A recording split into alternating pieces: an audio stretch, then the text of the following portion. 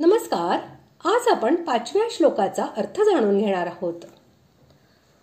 अशा प्रकारे निर्गुण उपासना आणि तिचे फल यांचे प्रतिपादन केल्यावर आता देहाभिमानी माणसांना अव्यक्त गतीची प्राप्ती कठीण असते असे भगवंत सांगत आहेत.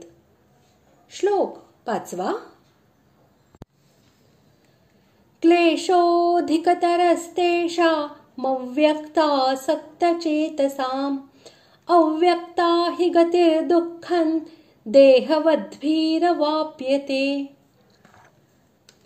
श्लोकाचा अर्थ: सच्चिदानंद घन निराकार ब्रह्मात चित्त गुंतलेल्या त्या पुरुषांच्या साधनात कष्ट जास्त आहेत, कारण देहाचा अभिमान असणाऱ्यांकडून अव्यक्त ब्रह्माची प्राप्ती कष्टानेच होत असते.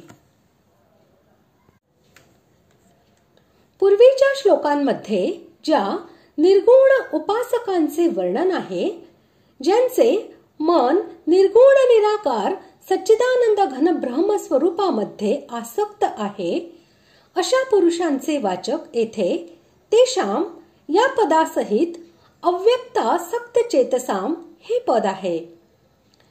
त्यांना परिश्रम फार आहेत असे म्हणून भगवंतांनी असे दाखविले आहे की निर्गुण ब्रह्माचे तत्व फारच गहन आहे.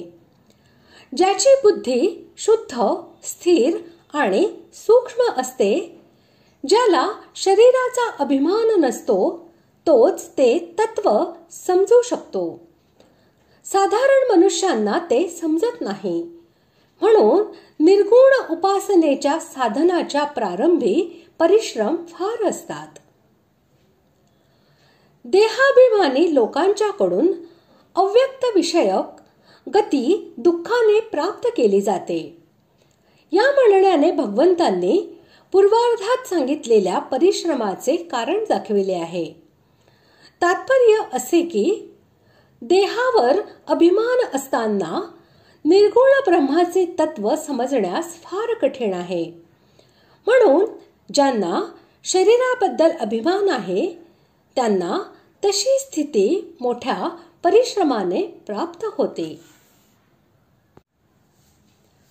अशा प्रकारे आज आपण 5व्या श्लोकाचा अर्थ जाणून घेतला.